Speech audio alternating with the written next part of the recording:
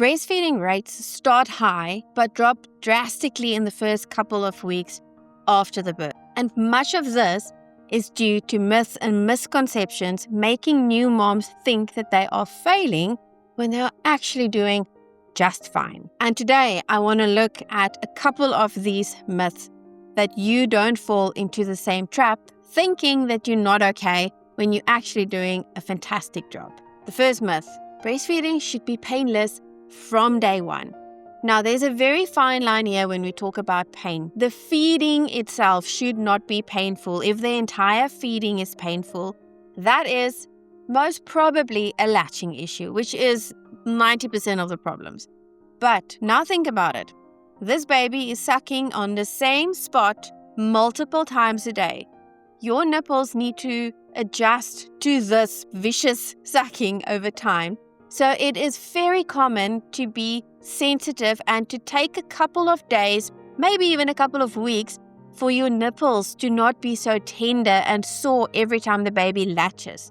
So it is very normal when the baby latches for the first couple of seconds to actually experience that as painful as this very sensitive nipple is now just recovered from the last feed, and here this baby is going at it again. And then you think, okay, but it's painful, so there must be something wrong. It keeps staying painful. Everybody says it shouldn't hurt. Some people have a higher pain threshold, so it doesn't bother them as much. Some people have had previous breast babies, so they know what to expect, or they didn't actually have it for very long.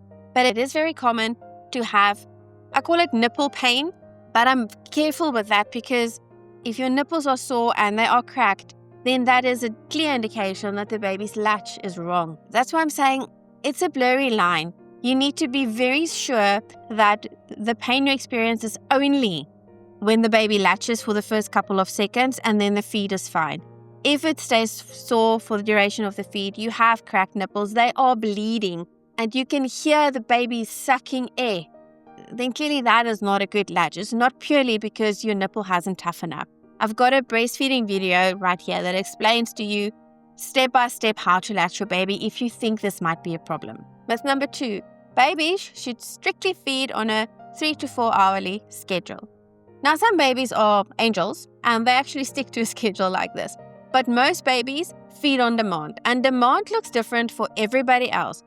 I mean, ask yourself this question. Do you eat at the same time every day? I'm going to guess no. The same with your baby. One day, they might not be that hungry and they might drink a little bit, and then 3 hours later, a little bit. And then suddenly, out of nowhere, they seem to just not get enough. And then they feed every 10 minutes for like 2 hours, and you think, oh my word, where's my milk gone? It's all baby dependent environment. On a hot day, they might drink more because they're thirsty. On a colder day, they might not drink as much. If they go through a growth spurt, they might drink more again. So it's really so dependent on how they are feeling and the environment around you. To stick to a 3 to 4 hourly schedule is going to drive you insane because your baby will not stick to that. They're going to drive you nuts if you're trying to adhere to that. Eventually, you get into a routine. But if you're breastfeeding, and it's also different for bottle babies. If it's bottle fed, they do tend to last longer because formula is much harder on a newborn's tummy to digest than breast milk, of which a large part is water. So feed your baby when it's hungry.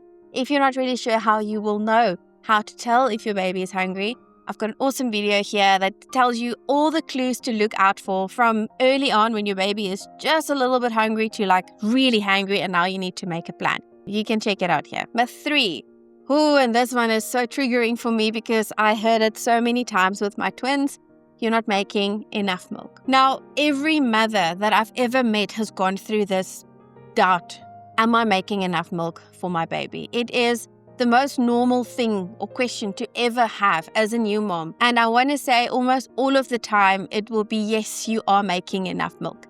I'm not going to say 100% because there's always the exception, okay? But from the get-go, I don't want you to think that you are the exception. You are most probably making more than enough milk for your baby. Just because your breasts are now not here anymore like watermelons and they're softer, just because your baby drinks for 10 minutes and not half an hour like your friend's baby, just because you can't see how much your baby is taking in, and just because when you express you only get 15 mils out, None of that indicates that you are not having enough milk. These signs you can take as sure signs that your baby is getting enough milk. Number 1, your baby has 6 to 8 wet nappies a day. Your baby has that amount of nappies, they're definitely getting in a lot of fluid. They definitely have to have dirty nappies as well. But if it's a breast baby, they can go for a couple of days without having any dirty nappy. Sometimes they can go until 7-8 days before they have a dirty nappy. Second thing, baby is gaining weight. So if you are concerned, buy yourself a baby scale, buy one or go see someone at the clinic to weigh the baby. In the first couple of weeks, babies gain about 200 grams per week. I'll try and convert it to different metrics here that you can understand. But that's quite a lot. So you can literally see from 1 week to another week, if this baby is gaining weight within this range, you know they're getting enough milk. You can hear the baby swallow, not suck. Very big difference. If you can hear, then you know that baby is not latched on properly. That you can hear the air that they're sucking. You shouldn't hear these noises. If you can hear a baby swallowing, now that's a lot harder to do that on a microphone, but just listen to yourself swallow and you can hear a baby that is swallowing, then you know they're getting something in. And a last sign is if your breast felt really full, you put the baby on and they feel softer now, so you know you definitely had milk coming out. And if the baby seems settled, so they drink, they don't fuss after, maybe they fuss for a while with some winds or cramps, you burp them, it's all out. Then they settle, then you know they're full. A baby that is hungry is not going to settle. So don't think if your baby cries a lot or they want to feed all the time that it's because your milk is not enough. If you check these other things off, you know you have enough milk. As I mentioned, there are instances where you might not have enough milk, but these are very specific. So if you, for instance, skip a feed or you are pumping and you skip certain sessions, over time, that will decrease your milk supply because your milk production works on supply and demand. The baby demands it, or you pump and you demand the milk, so the body makes it. The less you demand, the less it will supply. So you have to keep up that supply. Certain medications or certain birth control, like hormonal birth controls, can impact your milk supply. So make very sure when you talk to your doctor about family planning that you are on any oral contraceptive that is breastfeeding friendly and it wouldn't impact your milk supply. Certain medications can impact it. So whenever you have to take any kind of medication, you have to disclose that you are breastfeeding so they know that A, it's safe for your baby, and B, it wouldn't affect your milk supply. And then the other one that is important, severe stress can affect your milk supply. This is why it's so important to have proper support when you are breastfeeding from your partner, from the people around you. Because if they are getting into your head and you are really stressed, maybe there was a death in the family, or maybe someone was in an accident or something, there's a real big stress factor, it can impact your milk supply. And I'm going to throw this last one in here. If you top up with formula or you supplement unnecessarily, and the many moms fall into this trap, it will impact your milk supply because that supplementation affects your demand cycle. You're giving this baby milk instead of letting the baby demand. And the baby drinking straight from the breast gives a better signal to demand milk than you hand expressing or expressing with a pump. Just know your body makes the milk that is perfectly tailored to what your baby needs. So the key here is to set realistic expectations for yourself.